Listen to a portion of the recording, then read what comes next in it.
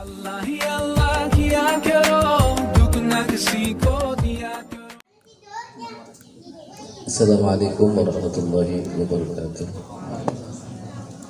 Alhamdulillah wassalatu wassalamu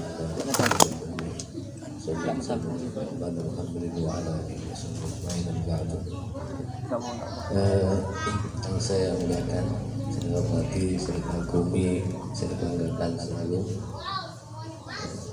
kalau berkiram Kiai Haji Marfal Huda.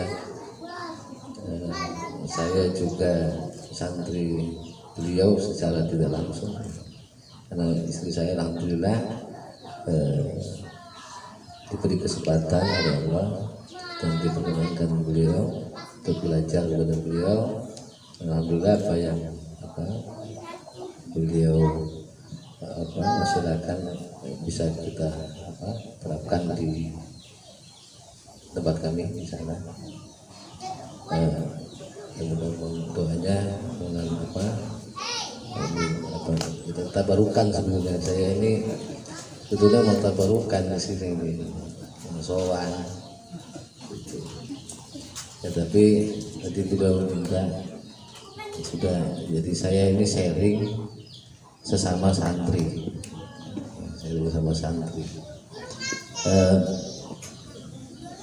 sekarang ini kan memang bahwa orang mulai menyadari bahwa potensi santri ini sangat luar biasa. Jadi santri ini disadari adalah sebuah aset dari bangsa ini.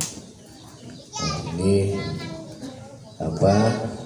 semangat dari negara, dari pemerintah, dari banyak masyarakat yang mulai perhatikan bagaimana mengangkat potensi kaum santri ini untuk betul-betul diberi ruang, diberi tempat untuk betul-betul tampil di depan, menjadi garda terdepan kemajuan bangsa ini.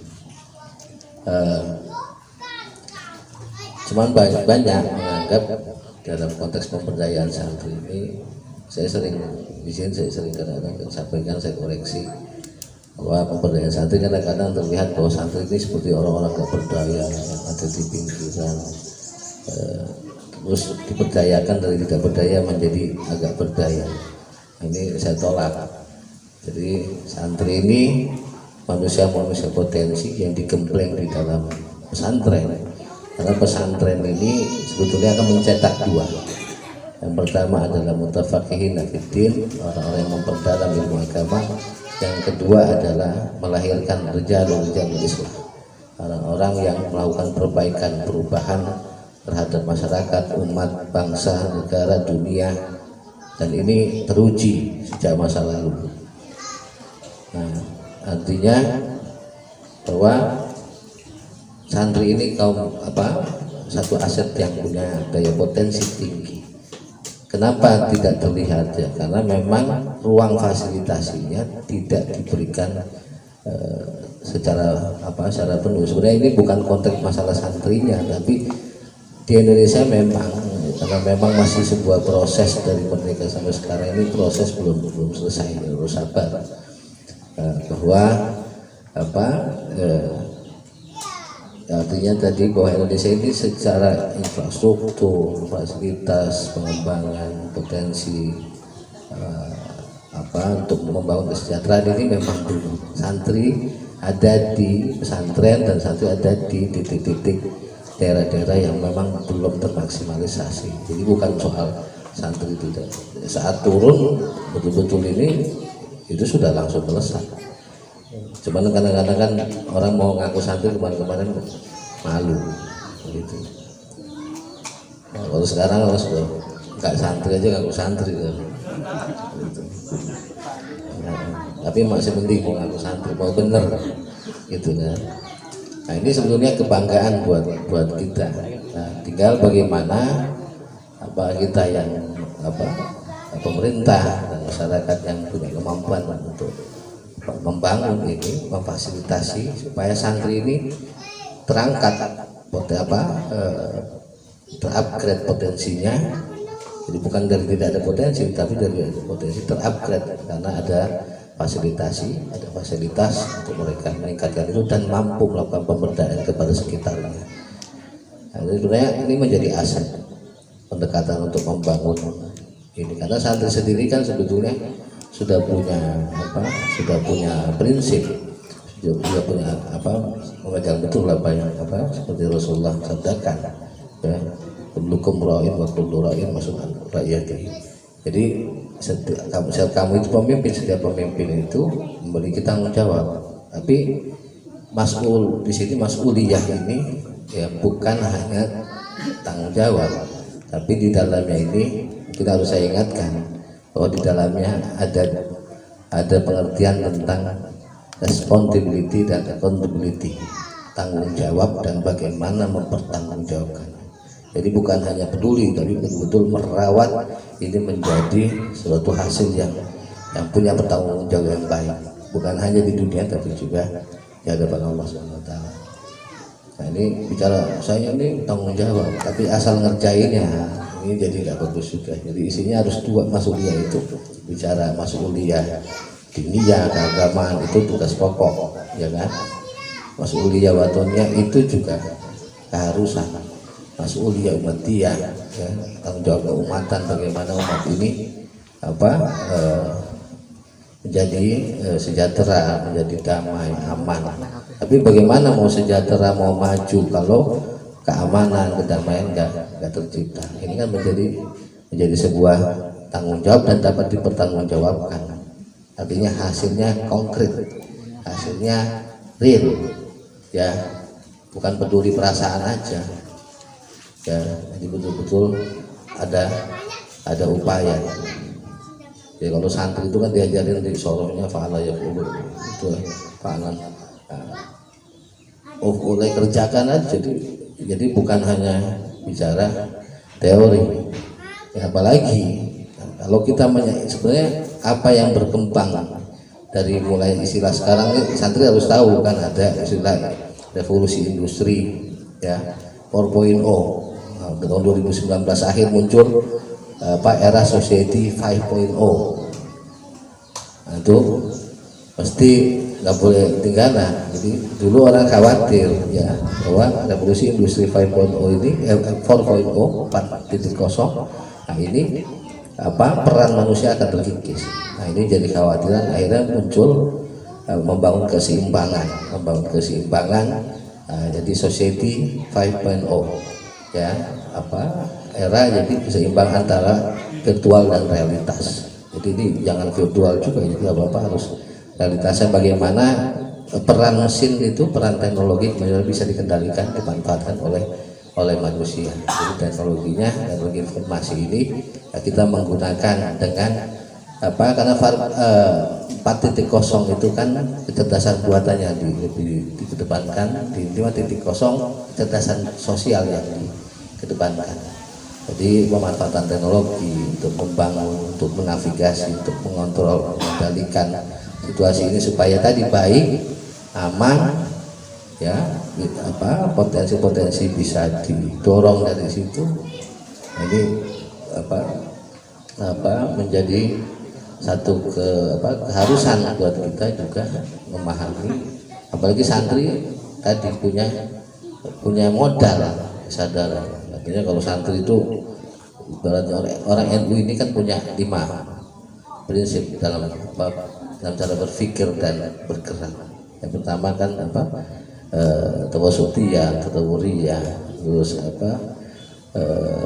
islahiyah, manhajiyah. Atau tadawuriyah tawasutiyah ini moderat, ini bukan terus modern yang lama ditinggalin kan enggak, tapi sebuah keseimbangan. Wafal dalam akademi soleh menjadi aslahnya itu kan begitu. Ya, jadi membangun keseimbangan. Moderat itu membangun keseimbangan, akomodir dan mewujudkan keseimbangan. Ya, semua terakomodir.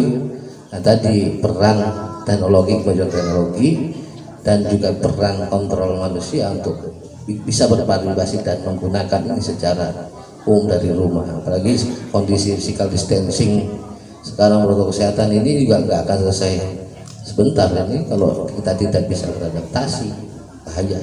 Bicara adaptasi, kita mengenal konsep tatawuriyah, dinamis. Dinamis ini santri ini sudah punya prinsip itu, ya, harus betul dilaksanakan. Dinamis, dia adaptif, dia bisa menyeimbangkan. Nah, terus tasamuhiyah, toleran.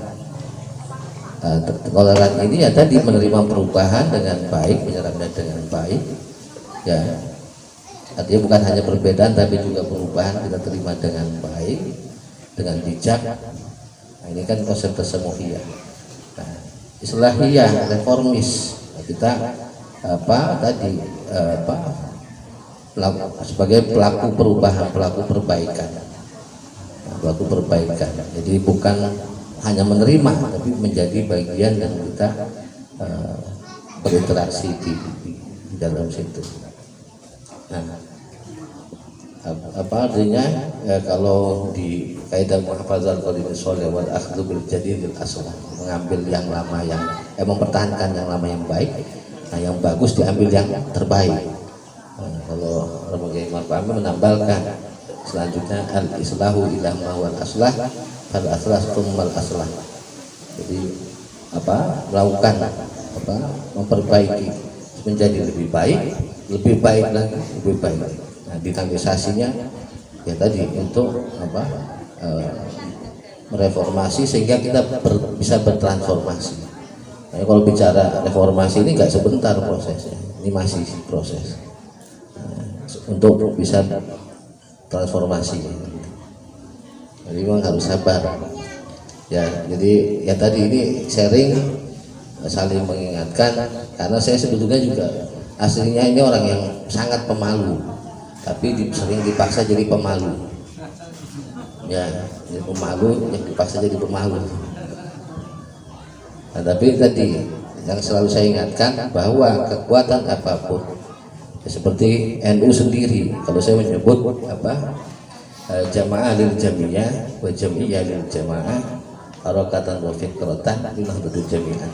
Kalau saya menyebut begitu, jadi kita kumpul membangun sebuah komunitas atau organisasi untuk bisa jamaah sama-sama untuk melalui dengan cara berpikir atau bergerak untuk kebangkitan kemajuan bersama-sama. Basisnya harus tetap komunitas. Ini menjadi aset.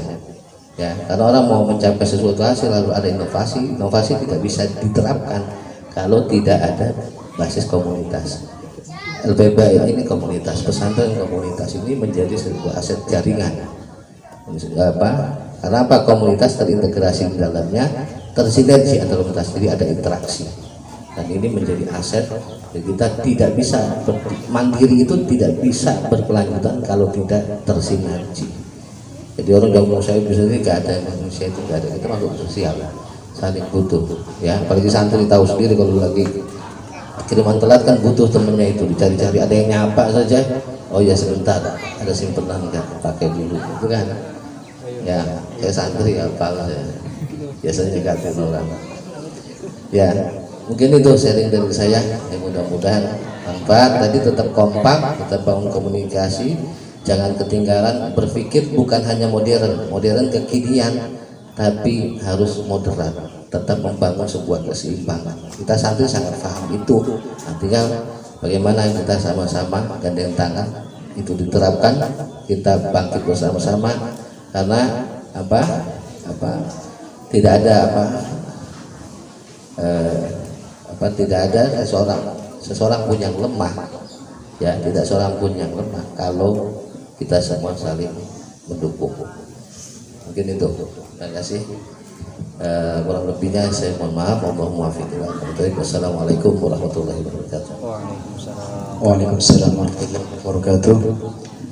Kami ucapkan terima kasih untuk kesebutan dan motivasi dari Gus Sauki. Mudah-mudahan kita bisa menyerap dan menerapkan apa yang beliau sampaikan, termasuk inti poinnya adalah bagaimana menyeimbangkan antara klasik dan modern sehingga menjadi al-jadid al-aslah yang bisa bermanfaat untuk semuanya. Allah ya Allah ya karom,